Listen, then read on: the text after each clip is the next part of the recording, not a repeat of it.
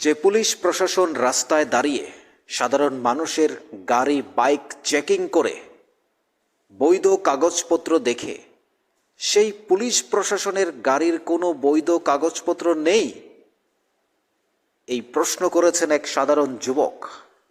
তাকে ফাইন করার পর ঠিক তিনিও পুলিশ প্রশাসনের গাড়ির বৈধ কাগজপত্র নিয়েও প্রশ্ন তুলেছেন।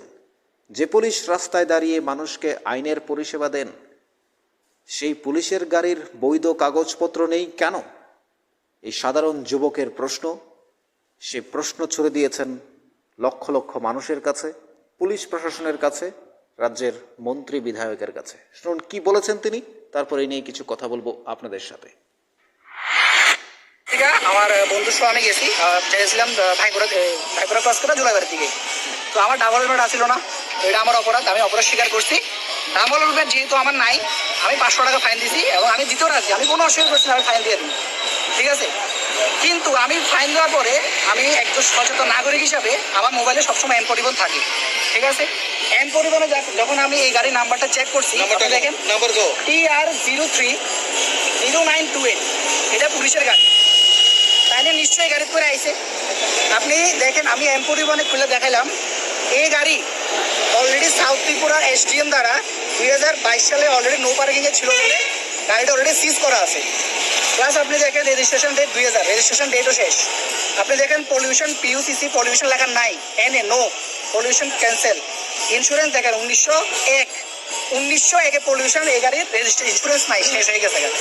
তাহলে আমার প্রশ্ন হলো সবার কাছে, এই গাড়ি রাস্তায় কিভাবে চলে? এবং যে পুলিশ যে গাড়ি করে আইছে আমার ফাইন কাটার জন্য, এই পুলিশের গাড়ির ফাইন এখন কে কাটবে?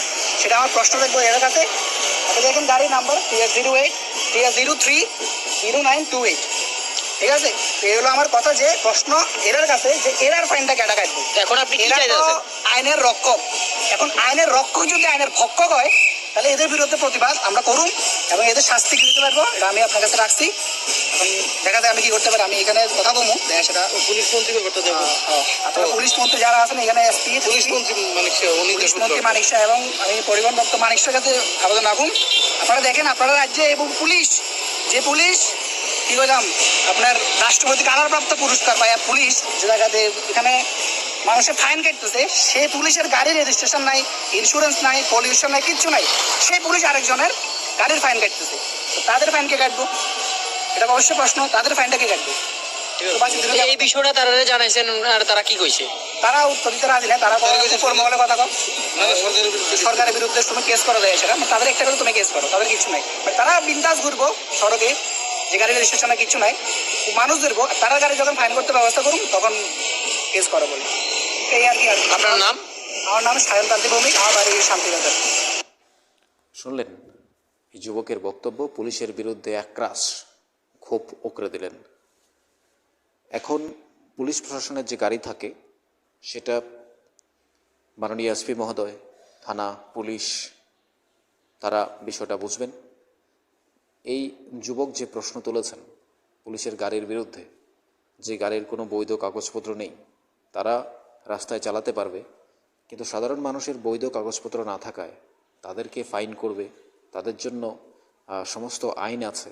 কিন্তু যে পুলিশ রাস্তায় আইনের পরিষেবা দেবে, সাধারণ মানুষকে পরিষেবা দেবে, তারাই যদি আইন ভঙ্গ করে, তারাই যদি আইন না মানে, তাহলে তাদের শাস্তি কী হবে? এই প্রশ্ন তুলেছেন সাধারণ যুবক।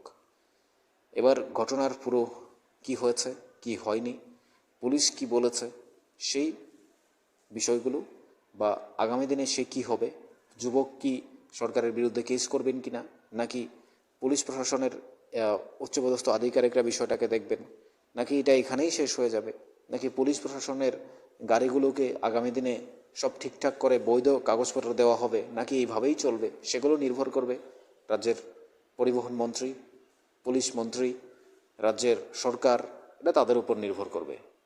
ওনারা যারা আইনের রক্ষক, যারা আইনের পরিষেবা দেন, যারা বিষয়গুলো সাথে জড়িত আছেন, তারা বিষয়গুলো দেখবেন। কিন্তু সাধারণ মানুষের হয়ে বা সাধারণ জনগণের পক্ষ থেকে এই যে যুবক, যাকে ফাইন করা হয়েছে 500 টাকা হেলমেটবিহীন, তিনি অপরাধ করেছেন, তার অপরাধের শাস্তি তিনি অবশ্যই পেয়েছেন, তিনি মেনেও নিয়েছেন ফাইন দেওয়ার জন্য।